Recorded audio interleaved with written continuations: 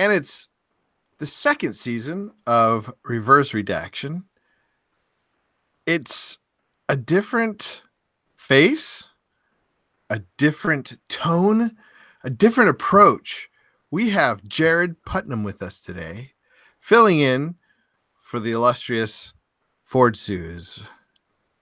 What do you have to say for yourself, Jared Putnam? I'm sorry that the face is not going to be as. I don't want to say like getting a new dad or something. I don't know. I don't know about that. We're actually going to reverse redact Ben Shapiro today, the maven of madness. No, I got nothing. But the leader of Republican thought right now, as far as podcasts go, the leading podcast in conservative thought, and also one of the leaders of the IDW, the intellectual dark web. Do you know about the intellectual dark web? I actually don't. Yeah, I was actually going to need you to explain that to me. I don't know that much about that. That's like people like, oh man, now, of course, now they all, it was Weinstein, Weinstein who created, it's a bunch of liberals. Well, I mean, I would say Democrats and libertarians. Ben is actually the only Republican, only card-carrying Republican amongst them. But it's all these guys that get together. Remember, I showed you a video once. Dave, what's his name? Rubin? Yeah, Dave Rubin has pretty much interviewed all of them. And that's kind of like, that was kind of like the hub of where people started to see them on a little bit more of a, I don't know, maybe polished form. Because before it had just been sort of back and forth on being on each other's podcasts and stuff like that. But that was sort of neutral ground. And so it's, oh man, maybe I should just look it up. But it's a bunch of podcasters who are challenging the ideas of the far left and far right, but mostly far left. I heard a really good discussion about it with Ben and I forget his first name, Weinstein. He's a Democrat, and of course Ben is a Republican, and they were talking about what's his name? Weinstein was talking about he was just talking about the problem with how far Democrats have gone to the left and how troublesome it is for him. How, troubled it makes him. Right. And so that's why he created the intellectual dark web. Sort of the outcasts of intellectual, like political thought, like the outcasts of political pundits. But now, so just so I understand, this is basically just like, is this basically just a brand? Somebody has created. Oh, Eric Weinstein is the one who created them. Okay. Yeah. No, I just wanted to be sure. Oh yeah. So it's like Jordan Peterson, Ben Shapiro, a bunch of names I don't recognize. Oh, Joe Rogan is sort of a big name. Brett Weinstein was the one I heard talking, I think. So just a bunch of intellectual guys on all sides of the political spectrum who get together to discuss what's wrong with the world, basically. Which, Sam Harris, have you heard of Sam Harris? Oh yeah. No, I like Sam. Yeah. Big friend of theirs. But I like Sam in the sense that like he's like a very good doctor who tells you that you have terminal cancer. It's like it's yeah, of the atheist thought or atheist intellectuals. Yeah, he's far less caustic. Yeah, that was actually the word I was going to use. He's far less caustic than Hitchens or we're going to talk about Ben today. And Ben is probably one of the least he's reasonable, but he's probably one of the least nice of all the guys. He is very in your face at times. Well, I don't know if in your face is the way, but let's talk about him. So sure. The reason we've picked him is because me and you have had a debate of sorts. Very informal debates. Yeah. A little back and forth. Because Ben Shapiro is one of my favorite pundits right now of all time. I find him to be sharp, just incredibly knowledgeable about all the facts. And, he is. I completely agree with that. And fair. I find him really fair. Like he advocated against voting for. He wasn't a never Trumper, but he was a no Trumper. Like we should not vote for Trump. We shouldn't vote for Hillary. But so he didn't vote for Trump. He voted for a third party. I forget who it was, but and he has no problem laughing at Trump, that's good. And he makes the point often, probably every podcast. He makes the point that in the same way that we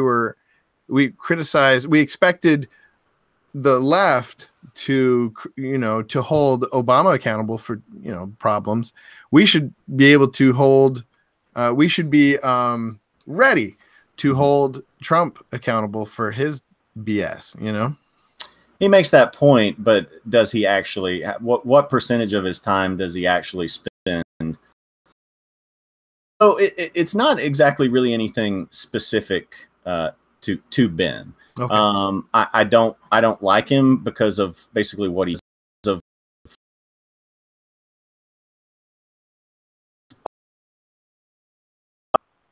It does a good job of it's basically an autopsy. It's sort of like an autopsy of what.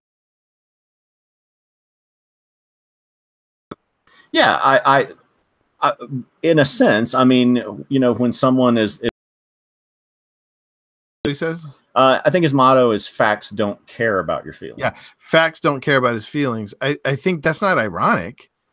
It's that follows that if you believe that facts don't care about your feelings, then you don't care if somebody gets outraged.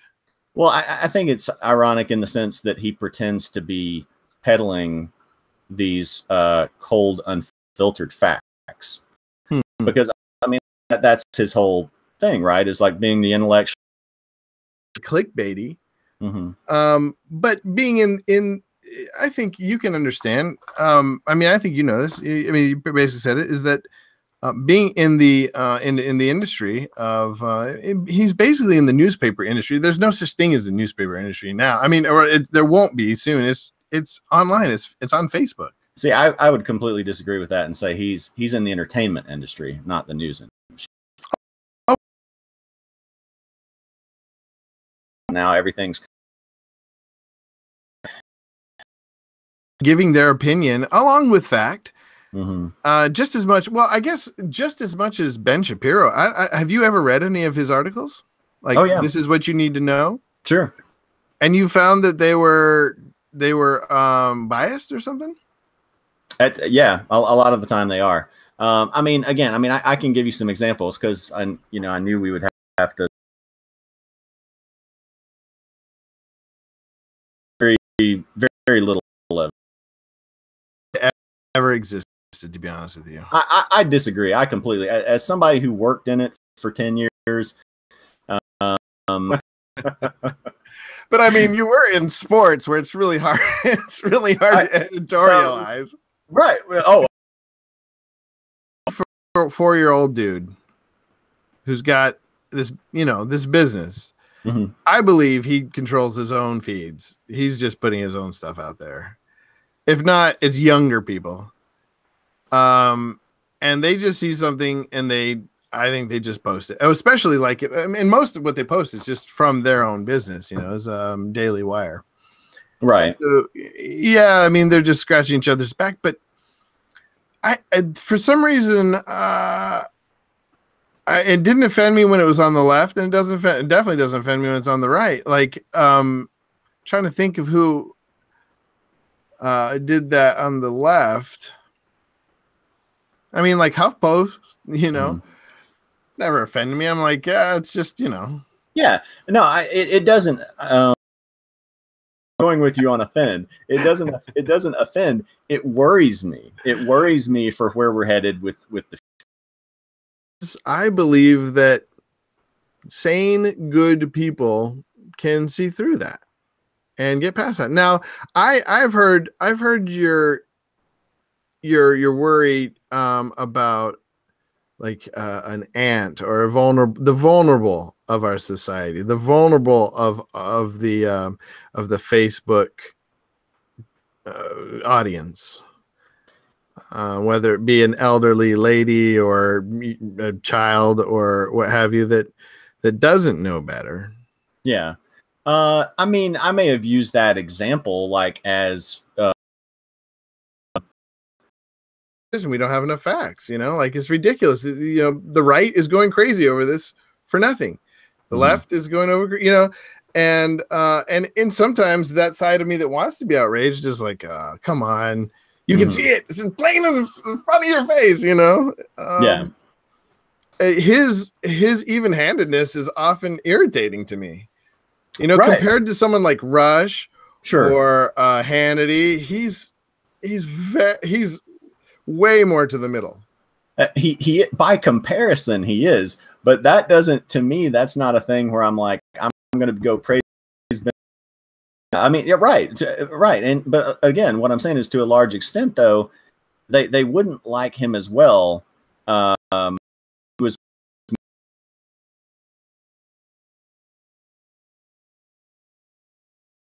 I would say I'm a little bit outraged about. Okay. Yeah, sure.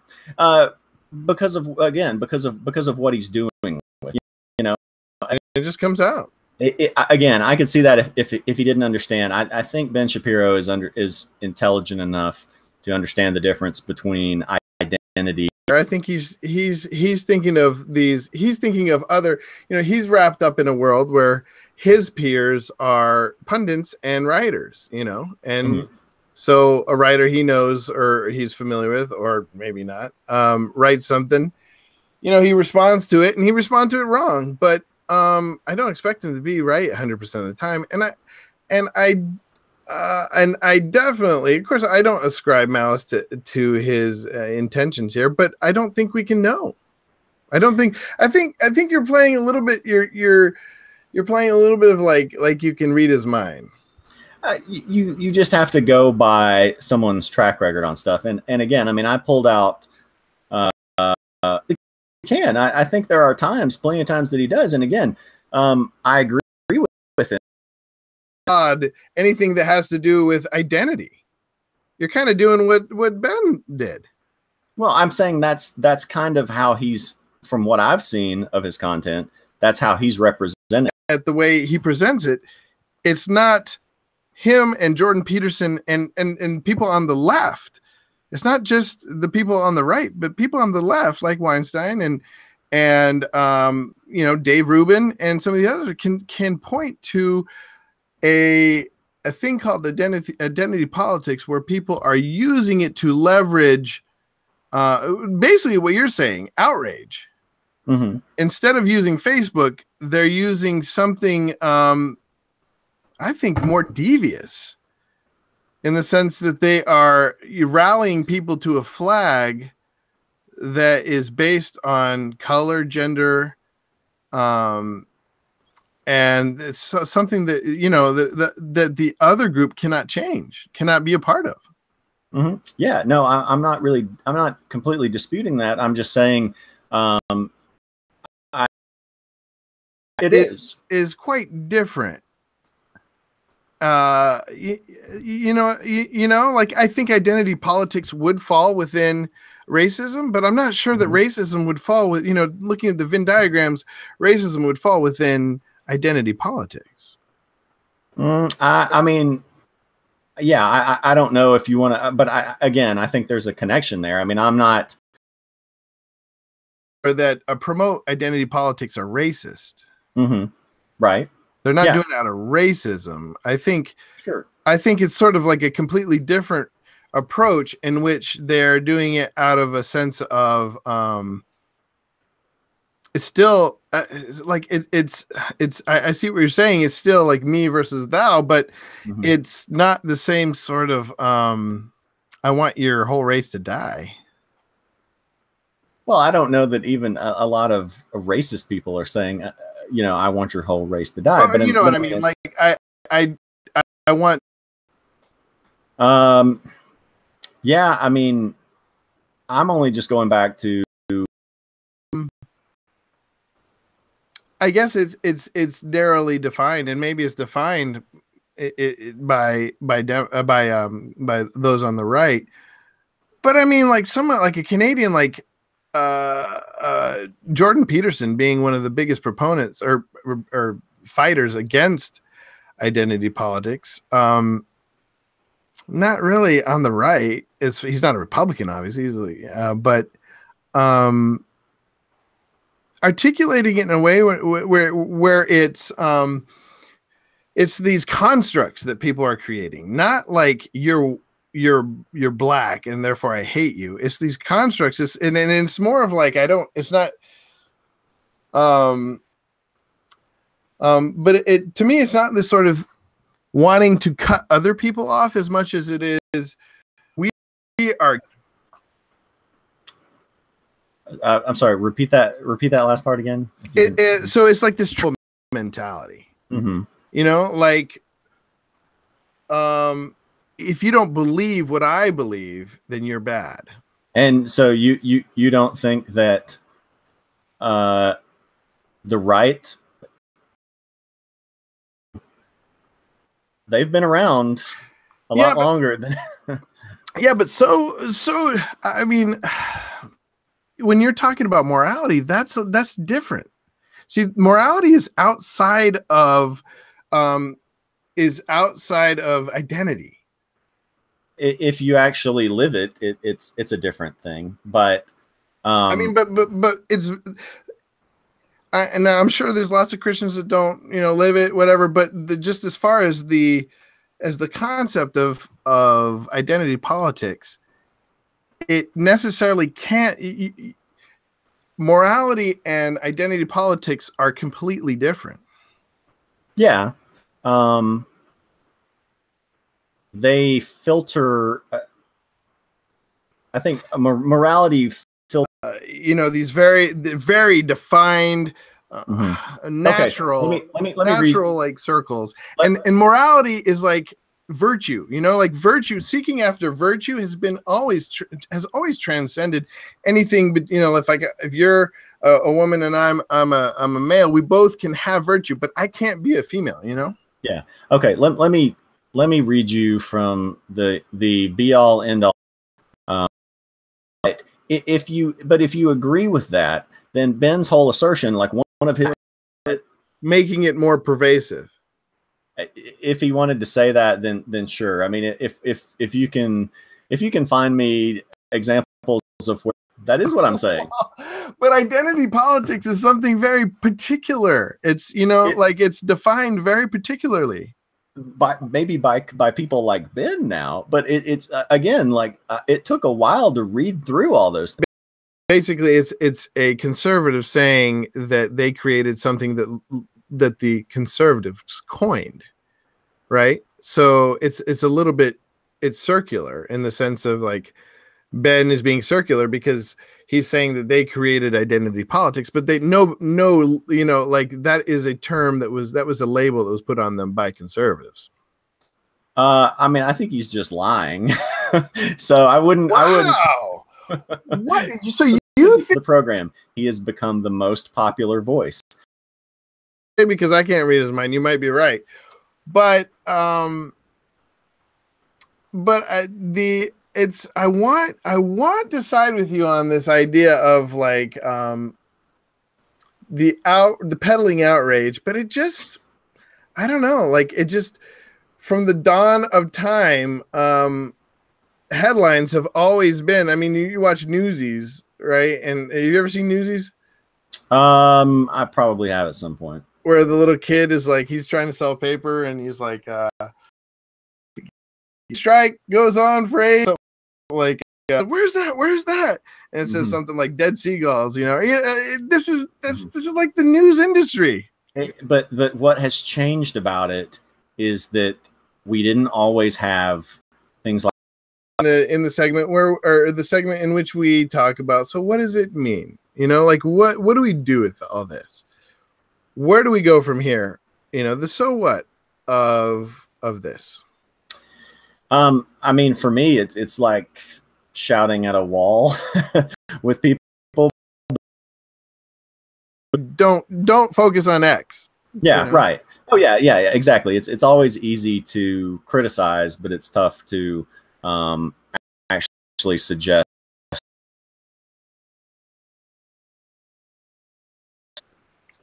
Although I think I would nuance it just to say, like, I think it's important that we do die to our heroes, but I think the way I can do that is by turning off the TV, turning off the internet, on a regular basis. You know, like I don't think we should calling people to be monks, you know, or right, you know, stoics, but I think there is and having conversations with people that don't agree with you. I think that is crucial to a healthy life and to virtue. And the second, I think that we need to find real life heroes, people in our vicinity, people we can talk to, people who have stakes in our lives and us in theirs, to emulate and to cultivate that towards that future self of ours. I agree with you. And it's kind of ironic. Did you watch that video by Andrew Peterson that Ford posted about Jordan Peterson? What did I say? Andrew Peterson? Yeah. Dang it. Jordan Peterson. Jordan B. Peterson. Jordan Peterson, yeah. About it was his New Year's Eve sort of call to man. And I think I did. I've watched some of his stuff. I don't know. I think I watched that one, but I can't be sure. That one has affected me like nothing else. I thought I knew him because he talks about the importance of having he basically said what you just said. Having the ideal man of virtue, you know, right, for us to work towards. Yeah. Rather than, you know, that be the thing that unites us. Yeah, and I actually like Jordan Peterson for the most part. Some of his stuff, like not the sense that we have to get radical in our actions, but we have to take logical, intellectual experiments to their logical conclusions, don't we? I mean, I don't mind posing some questions. I mean, although with that, like you automatically for all guys of our age, I think particular people of our age, men and women of our age that need to shut down the addictions.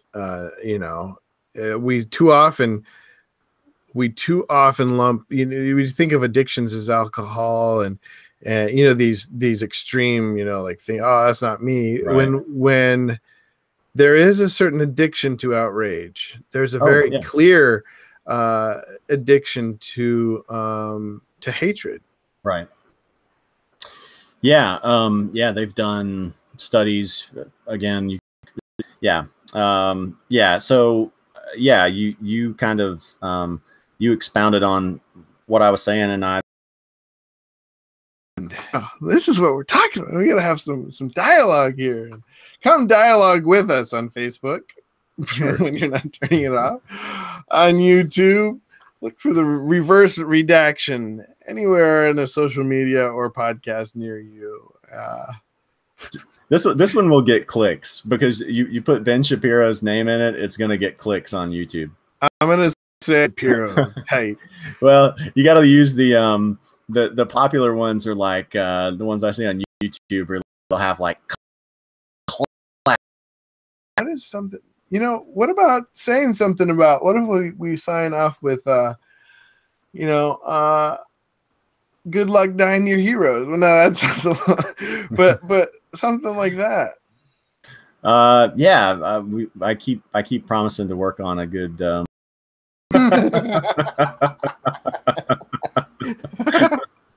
Owned. Totally destroyed the message. Yeah, I mean, it's basically what you're saying, but like, you know, we're running out of mentors. Be the mentor. Be a mentor for somebody, you know, somebody that it could have been you. Sure. All right. Well, Jared, be a mentor for someone. I felt like I've been a mentor for you throughout this video.